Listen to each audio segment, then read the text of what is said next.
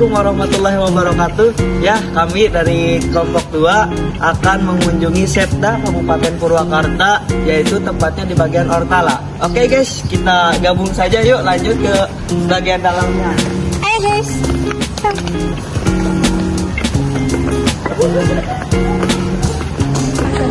Oke guys, kita sedang perjalanan untuk ke kantor apa guys? Ortala.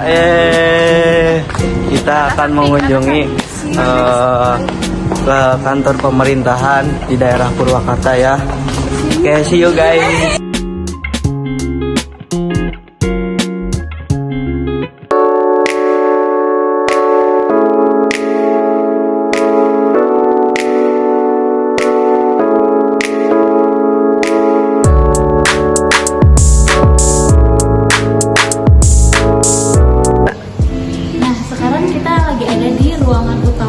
Bagian administrasi. Sekarang kita mau lanjut ke ruangan bagian ortalanya nih, dimana di sana kita akan wawancara mengenai fungsinya, apa itu divisi ortalanya, terus gimana sih pelayanan ke masyarakat. Yuk kita lanjut, yuk Ki. Guys.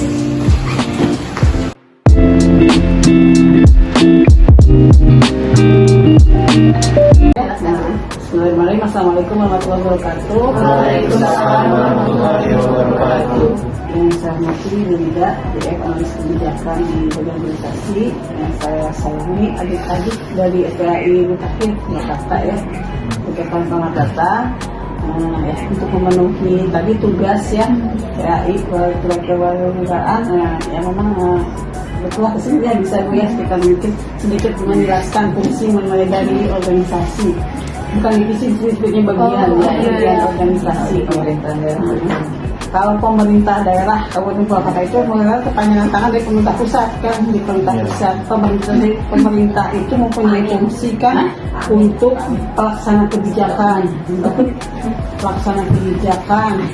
perangkat pemersatu bangsa dan pelayanan publik. Itu fungsi pemerintah. Nah di daerah ada pemerintah daerah, dan di pemerintah daerah ini terdiri dari perangkat daerah banyak, ada dinas, badan, sekretariat daerah, ada kecamatan. Itu sebenarnya perangkat daerah, mereka punya tugas dan fungsi masing-masing. Kalau badan itu tugasnya mengkoordinasikan, kalau dinas itu melaksanakan yang teknis, ada dinas pertanian, dinas perikanan, dinas pendidikan itu melaksanakan teknis langsung ke masyarakat. Semua juga sebenarnya sebagai pelayanan publik. Ya. Kalau kita di sini adalah sekretariat daerah. Sekretariat daerah itu tugasnya membantu bupati dalam merumuskan kebijakan. Di sini banyak regulasi, mungkin Perbu, Perda. Nah di sini. Nah, di Setda ini ada 10 bagian, ada 3 asisten. Salah satu bagiannya itu bagian organisasi. Bagian organisasi ini tugasnya tadi membuat regulasi, terus koordinator perangkat daerah dalam pelayanan publik seperti itu. Terus selain itu tugas lainnya itu fasilitasi, juga monitoring evaluasi ke internal masih di pemerintah daerah. Nah, di bagian organisasi ini ada sedikitnya ada 6 ya tugas utamanya. Yang pertama dalam kelembagaan itu kita di sini yang mengatur tentang pembentukan SPK. Jadi dinas-dinasnya seperti apa, terus tugasnya apa. Nah di sini yang merumuskan untuk kelembagaan. Terus misalnya di bawah dinas ada UPTD, ada apa gitu ya, pelaksana teknis. Nah di sini yang merumuskan. Terus tugas-tugasnya masing-masing dinas, masing-masing ada di sini sama yang membuat tulisan. Jadi kelembagaan seperti itu. Dari kelembagaan Anjab dan Abisa, PNS jabatan.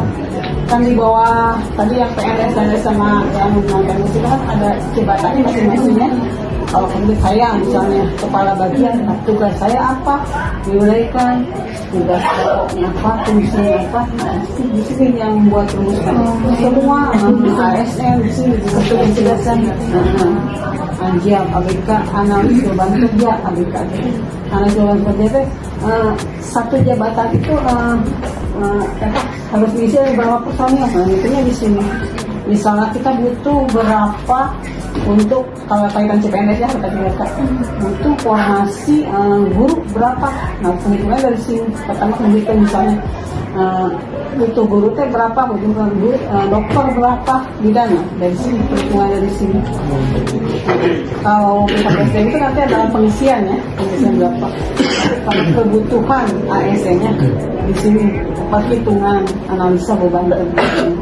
Jadi tadi perlemagaannya udah, analis jabatannya udah. Yang ketiga ada fungsi koordinator pelayanan publik di sini. Pelayanan publik kan banyak ya, dinas-dinas PTSP yang Madukara atau Madukara, Disdu, rumah sakit, itu semua kan pelaksana pelayanan publik. Nah dalam melaksanakan pelayanan publik ini itu kan perlu ada regulasi ya, SOP-nya, standar pelayanannya. Nah dari sini pedomannya dari sini. Terus kita yang memonitor pelaksanaan pelayanan publiknya, mereka sudah sesuai enggak. Nah, terus kalau misalnya kan dari pusat juga ada yang mengawasi ya, ombudsman namanya kan, tahu ya ombudsman. Nah itu mengawasi pelaksanaan pelayanan publik. Terus dari Menpan juga ada.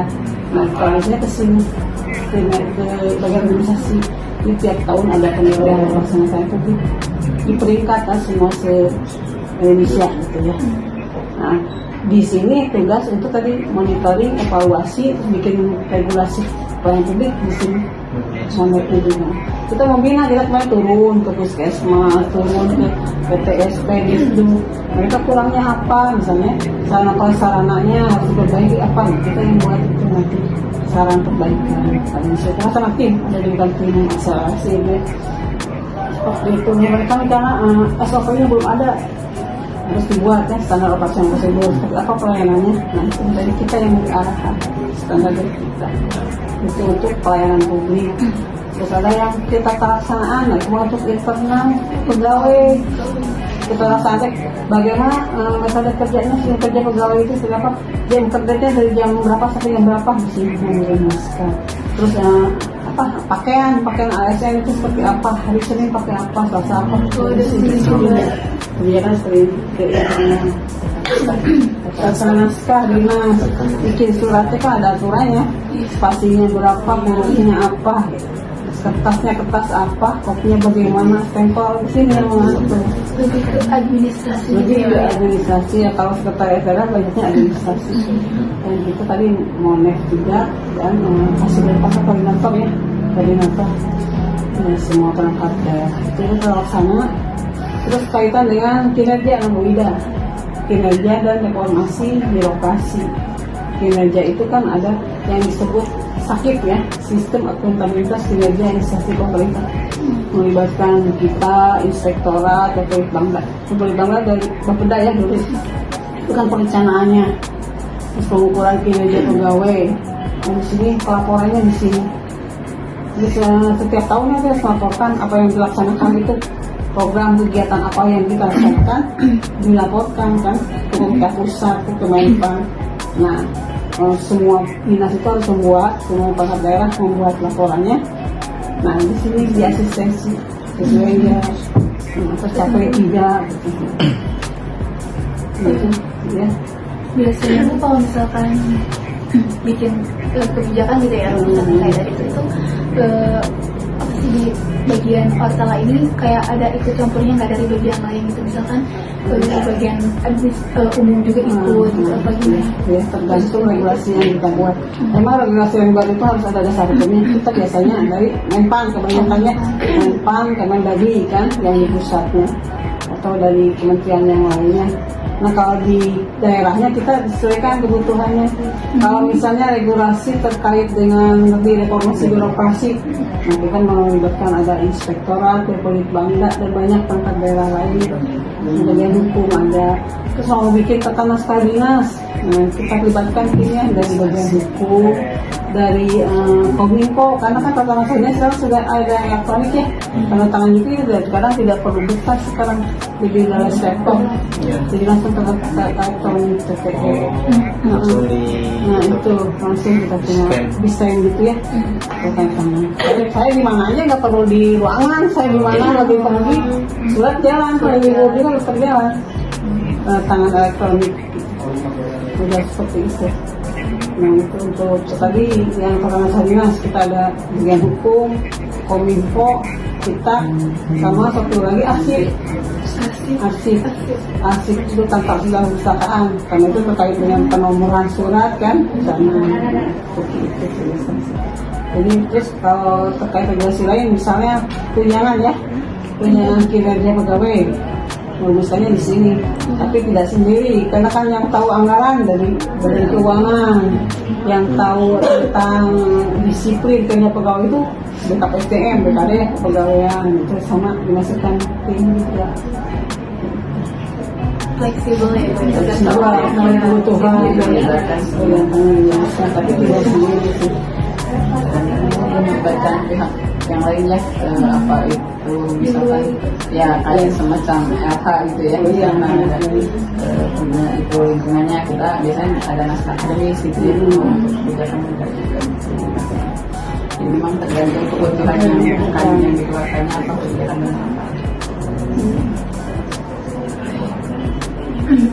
Yang tadi yang langsung ke masyarakat memang tidak ya, kita tidak langsung, tapi justru kita membina aparat yang aparat pemerintah yang langsung ke melakukan pelayanan publik masyarakat tadi kan, pelayanan publik kan ya, yang melaksanakan pelayanan publiknya maka di Bisduk, PTSP, Bapenda seperti itu kan, tapi regulasinya dari kita, netnya dari kita, yang buat aturannya. Biasanya nih Bu, kan kalau misalkan kan tadi dijelasin pasti ada evaluasi kinerja pelayanan publik gitu ya. Biasanya di pelayanan publik itu ada kayak kendala apa sih gitu, misalkan dari puskesmas kendalanya tuh kayak pelayanannya atau gimana gitu, kebanyakannya dari itu. Itu memang sarana prasarana ya, karena keterbatasan anggaran. Tidak semua puskesmas atau pelayanan lainnya juga sudah lengkap gitu kan, misalnya toilet harus dipisah laki-laki dan perempuan masih ada yang belum masih untuk pelayanan disabilitas seseorang rentan ya harusnya ada yang khusus, ada yang belum ada ya. Untuk ibu dan anak kalau ada orang laktasi kan tentu pelayanan ada yang tidak semua bisa memenuhi gitu, belum jadi bertahap. Ada yang terbatas lahan parkirnya, masih banyak ya yang sempit ya, itu kendala itu salah satunya mungkin dari Sanpas ya. Terus memang kita juga dari sebagai pelayanan publik itu membuka ruang untuk pengaduan masyarakat banyak kan, untuk feedback perbaikan dalam evaluasi dari masyarakat. Jadi tidak hanya dari internal kita, ada IKM disebutnya ide kepuasan masyarakat kan. Karena pemohon layanan apapun gitu ya dari pemerintah daerah tidak langsung ke sini tapi ke perangkat daerahnya, misalnya bikin izin apa. Nah, masyarakat bisa memberikan itu kan, evaluasi langsung ya, penilaian dari sisi waktunya, misalnya waktunya cepat, lambat, apa langsung dinilai. Waktu hari itu juga ada 9 indikator penilaian dari waktunya, tarif misalnya harus gratis, ini malah bayar, ada langsung evaluasi. Jadi langsung kelihatan gitu sebenarnya sesuai dengan aturan atau enggak. Terus pengaduan via WA kan, WA apa banyak ya, dari medsos. Nah kita wajib menindaklanjuti. Kalau misalnya di medsos pengaduan apa, prinsip menindaklanjuti dari perangkat daerahnya apa. Tujuannya untuk perbaikan terus dalam kualitas pelayanan publik. Tadi kan Bu ada IKM atau indeks kepuasan masyarakat. Nah itu bagaimana sih pandangan masyarakat terhadap Ortala ini, apakah positif atau negatif gitu? Kalau tadi kita tidak langsung dengan masyarakat ya, tapi dengan perangkat daerah. Kita membina perangkat daerah. Memang kita juga punya IKM. Kalau Purwakarta sudah baiklah IKM-nya dari kita tahu. Kita juga membuat aplikasi, ada namanya aplikasi yang Smart. Itu bisa dilihat. Itu dipakai oleh perangkat daerah semua. Jadi kalau misalnya ke Wadukara ya, MPP ngajuin ke Kenan mana ya, misalnya ke Kenan Bisduk atau ke mana ngajuin permohonan apa ya, layanan administrasi ya, kita langsung jadi IKM-nya gitu, tinggal scan barcode tuh kelihatan prosedurnya gimana, pelayanannya ada waktunya gimana, dari sisi biaya mana, langsung nilai saat itu juga langsung masuk ke dalam aplikasi. di tiap semester nanti bisa direkap kan. Nanti aplikasi itu mengolah sendiri nilai UKM-nya, nilai yang baik, yang bagus apa, yang jelek apa. Itu bahan analisa, dianalisa, dievaluasi, terus jadi bahan rekom perbaikan, berikutnya saran perbaikan. Nah kalau mereka laporkan dari OPD ke sini, ujungnya ke Menpan ya, saran perbaikannya apa, nah berikutnya harus diperbaiki, ada tindak lanjutnya apa, kita pantau kan tindak lanjutnya. Misalnya tadi SDM-nya tidak menguasai teknik pelayanan, nah itu berarti kan harus didiklatkan. Nah PDKP SDM diklatkan ini tindak lanjutnya. Kalau misalnya SDM-nya jarutek sebenarnya kan jarudes gimana gitu ya, saya tidak ramah, nah, kita juga bakal diklatkan. Ada diklat pelayanan prima, ada juga yang kerjasama dengan misalnya Arianti dengan apa ya, seperti itu untuk perbaikan. Terus karena memang harus ada perbaikan berkelanjutan. Pelayanan publik itu untuk evaluasinya itu untuk kepuasan masyarakat. Kalau misalkan nilainya baik, ya berarti pelayanan di Purwakarta itu sudah jadi untuk melihat misalkan suatu instansi pelayanan publik seperti misalkan puskesmas, lihat aja IKM puskesmas, kalau baik berarti ya pelayanan juga sudah. Biasanya karena itu apalagi dengan yang smart kan kita tidak membuat manual lagi ya, jadi kita tidak bisa mengubah gitu kan, jadi langsung masyarakatnya langsung Kurang dievaluasi, kurangnya apa gitu. Nah, standar ganda atau standar pelayanan minimum itu bagaimana dari pemerintah sendiri memastikan terpenuhi standar minimum pelayanan minimum terpenuhi. Itu ada sih sebenarnya SPM di kita juga ada untuk tapi tidak semua perangkat daerah atau dinas-dinas mempunyai standar pelayanan minimal. Itu yang sedang langsung dengan masyarakat. Seperti misalkan Dinkes, ada itu SPM-nya, itu ada SPM itu dari Kemdagri, itu ada harus berapa standar minimal di situnya ada. Dan semua itu tidak oleh kita tapi oleh pemerintahan standar pelayanan minimal. Tapi memang ada pelayanan dasar minimal di kesehatan, pendidikan. Biasanya Bu kalau misalkan kan dalam melaksanakan tugas gitu ya Bu, pasti ada aja kan ya Bu yang kena hambat gitu, misalkan jadi lambat evaluasinya atau apa, kayak itu tuh kayak penyebabnya dari mana sih Bu? Kelalaian gitu. Ya bisa dari personilnya ya, tergantung itu. Bisa. Kalau kita tekniknya untuk itu supaya tidak ada keterlambatan seperti itu, kita sering briefing, dibiasakan briefing pagi atau menyampaikan evaluasi lah minimal mingguan ya, kumpulkan semua pegawai apa tugasnya masing-masing, udah tahu tugasnya, nanti kita evaluasi selesai nggak gitu. Itu kan untuk memastikan terus berjalan, karena pekerjaannya nggak selesai kan, ada yang baru lagi. Mengikuti perkembangan. Ya betul, regulasi dari pusat berubah terus kan. Berarti sekarang zaman teknologi berarti ada perubahan. Ada. Kita dipantau juga. SPBS. SPBS di Dinas Kominfo ya, itu bagi maternya. Nah itu dilihat nanti. Itu ada berbasis elektronik. Karena tadi PPE kita kan pasangan sudah elektronik. Semua beraplikasi, semua sekarang hampir semua untuk jenis layanan evaluasi kinerja kita juga sama dievaluasi kita dengan adanya aplikasi. Tiap hari kita laporan pekerjaan tiap sore tuh selesai jam 4 ya, pulang kan setengah 8 ya, harus ada fotonya kerjaan apa hari ini, minimal 4 lah kalau di kita ya, minimal 4 kerjaan. Jadi kita tidak bisa membohongi karena harus ada foto gitu, ada foto, ada bukti. Terus yang di ACC-nya atasan langsung. Kalau saya sama Bu Asda, berarti Pak Sekda meskipun tidak melihat saya langsung, tapi dia tahu apa yang saya kerjakan. Karena tiap hari kan melaporkan, laporkan itu ada buktinya, foto, nggak bisa bohong. Saya ini sama buka. Terus absensi juga kita udah ini kan, peserta punya pasti kan, seperti pulang.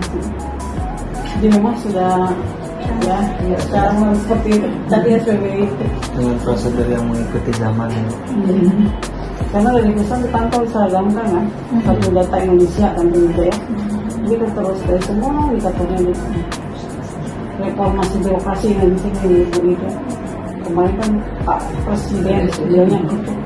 Reformasi birokrasi itu tidak hanya tumpukan kertas, bukti sudah baik gitu ya, tapi harus berdampak bagi masyarakat gitu kan. Ada itu yang kaitan dengan masyarakat nih kalau kan itu ada disebutnya RB tematik. Itu tuh hanya tumpukan kertas, bukti sudah baik gitu ya, tapi harus berdampak bagi masyarakat gitu kan. Ada itu yang kaitan dengan masyarakat nih kalau kan itu ada disebutnya RB tematik. Itu tuh sesuai dengan isu strategis nasional saat ini gitu. Karena kan pemerintah lagi fokus ke kemiskinan, stunting, investasi, inflasi seperti itu. Nah itu temanya itu tematik itu.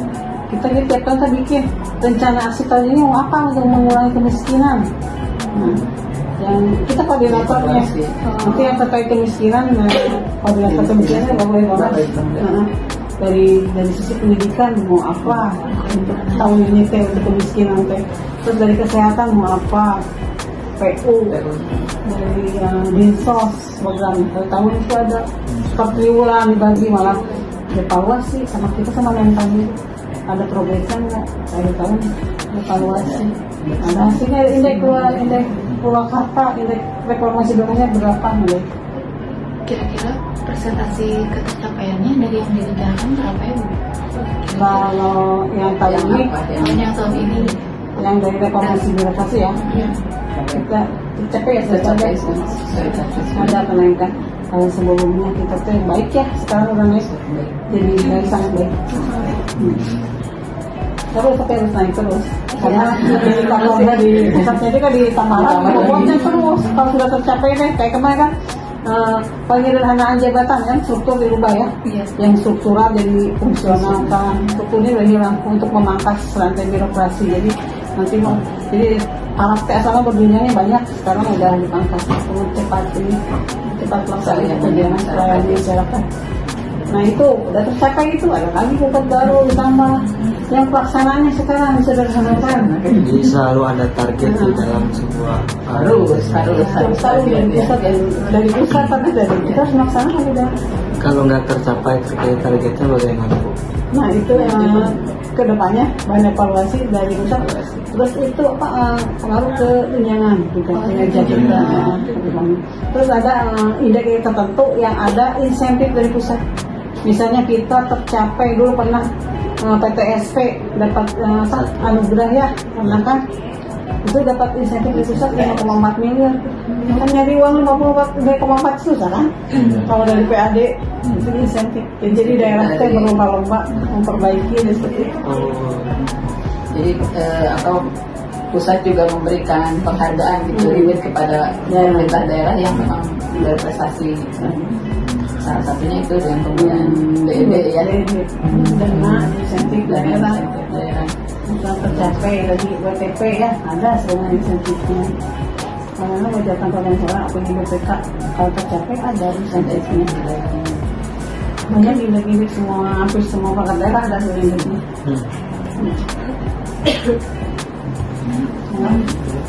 Kalau terkait anggaran buat dinas ataupun badan itu yang mengajukan itu dinas ataupun badan atau dari hasil? Ya, ini sebenarnya sudah ada di RPJMD namanya, Pengetahuan Rencana Pembangunan Jangka Menengah Daerah. 5 tahun itu sudah kelihatan plafon satu perangkat daerah berapa. Setda, biasanya pasti ada, tapi trennya memang naik ya, ada ini naik sama pendapatan juga harus naik tiap tahun. Waktu itu dari plafon itu nanti dibagi skala prioritas. Misalnya tadi plafon Setda berapa ya, sekian ada.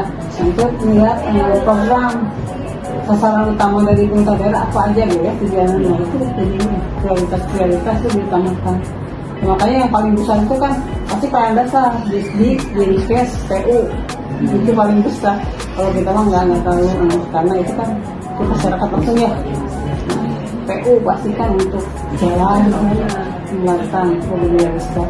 kesehatan, malah untuk kesehatan pendidikan mah dari pusatnya sudah ditentukan spesifik plan gitu ya, di DOT 30% untuk pendidikan ya, kesehatan 20, infrastruktur 20, udah kita nggak bisa main-main cari ke anggaran lain nggak, itu ada untuk PU, untuk pendidikan, untuk kesehatan. Jadi, apalagi fokus utamanya itu ke pendidikannya atau ke kesehatannya atau kemana? sama itu Sama semua rata gitu. pendidikan, kesehatan, sosial ya, sosial itu ada dasar. Semua kebutuhan sama itu. Kan ada urusan wajib pilihan. Kalau yang wajib itu kan ada yang dasar, ada yang ada yang penunjang. Yang dasar itu kesehatan, pendidikan, sosial. Itu masuk yang dasar. Contohnya yang ada SKM itu standar pelayanan minimal itu. Misalnya yang dasar ya. Bukan kita sekarang sudah megang SKM. SKM di pemerintahan. Ya. Dulu sempat di sini. Sempat ya, di sini dengan personil sedikit di 10, tapi koordinator. Jadi itu tadi banyak semuanya untuk sekabupaten untuk pelayanan publik, reformasi birokrasi, kelembagaan, analisa jabatan, terus tadi itu keterlaksanaannya yang kemarin sakit juga kinerja. Di bagian ortalanya ada berapa orang? Kalau sekarang mah nambah nih, jadi banyak ya, 14 ya, 14 yang saya. Nah, ini baru beberapa bulan ini lah, tahun ini ya. Ya. Sebelumnya 10, sekarang saya kesini 10. Dan kemudian kerjaan banyak, tapi kursusnya segitu beda jadi ini kurang syukur diri sendiri, sendiri datang yang dari luar asistensi semua perangkat daerah ada berapa ya, 9 ya, datang semua sama kecamatan 17, jadi kan dokumen laki tidak satu bang harus kan, jadi kurangnya apa gitu. Kalau di bagian Ortala ini ada kayak apa ya, pembagian tugas nggak bu, kayak ada berapa gitu yang misalnya ini bagian buat yang bidang kesehatan nanti di kecamatan ini atau gimana? Wilayah kita beda beda wilayah. Tadi tugasnya tadi reformasi birokrasi beda, kinerja beda. Udah megang seluruh perangkat daerah, reformasi birokrasi. Pelayanan publik lainnya gitu. Semuanya. Tidak di per wilayah karena memang orang sendiri. Kalau personelnya kan bagus tapi wilayah beda cukup megang apa gitu. Tapi kan itu aja akhirnya. Iya. Beda cuma ada 2-3 staf lah ya. Yang paling publik cuma 2 orang. Paling publiknya itu koordinator semua. Kan ada tuh melaksanakan tugas lainnya. Tugas lainnya jadi kinerja juga. Karena kita juga sebagai tim dari yang lain, juga dari bagian lain. Ibu kan jadi tim APD, SDM anggaran. Jadi harus itu juga dan yang lainnya sampai PNS. Kita juga LKP jadi sakit kan. Baik-baik, jadi tetap sih kita juga harus di tugas lain kalau membutuhkan kita harus siap gitu. Kalau jam kerjanya dari jam berapa? Harinya juga 15 sampai 15:45 Senin sampai Kamis. Jadi kalau Jumat sampai 16-15. Karena istirahatnya kan kalau Jumat agak panjang. Kalau tertentu ada yang 5 hari kerja kan, rumah sakit, puskesmas. Sampai jam 2 ya, sampai jam 2 ya, sampai setengah 2. Kita itu Yang produktif sih jam kerja. Tapi kita juga nggak sembarangan, tetap nunggu regulasi dari pusat, dari kementerian.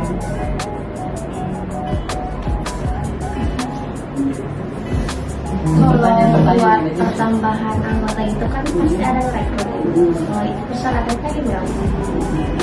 Memenuhi persyaratan. Persyaratan buat bergabung gitu.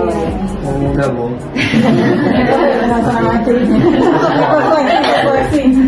Ya itu kan kita biasanya kita punya peta jabatan di situ ada ABK ya. Kita lihat di organisasi ini butuh pengadministrasi perkantoran berapa gitu kan. Yang misalnya butuhnya 5 existing sekarang ada 2 tapi kurangnya 3 solusinya 3. Nah 3 ini yang bisa diisi bisa dari CPNS dari P3K atau dari perpindahan misalnya yang pindah dari luar kota lain. Nah, kita usulkan ke BKPSDM ya kita butuh ini pengadministrasi perkantoran butuh 3. Biasa tadi jalurnya bisa CPNS atau perpindahan. Nah untuk mengisi dari administrasi perkantoran kelas 5 gitu. Itu misalnya pendidikannya SMA minimal misalnya D3 ya sekarang ada jalan D3 nya apa ada spesifik. Terus ada sekarang hampir tiap perangkat daerah ada perangkat komputer, nah itu ada kan perangkat komputer. Nah itu berarti ada yang D3 ada yang S1. Itu tadi dari pendidikan kebanyakan kualifikasi.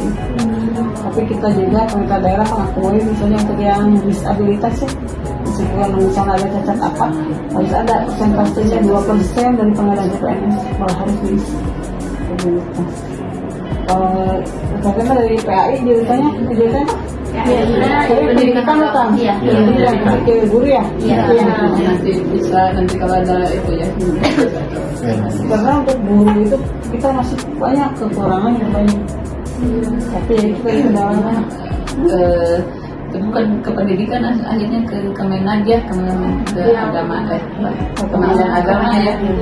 Tapi kalau di kita dia kan agama anak kalau di sini ada nggak suka ada kan kalau tuh guru ya bisa ada guru PAI SD SMP bisa deh. Tetapi itu berarti jalurnya jalur CPNS kalau jalur P3K PNS ada dua bisa ya.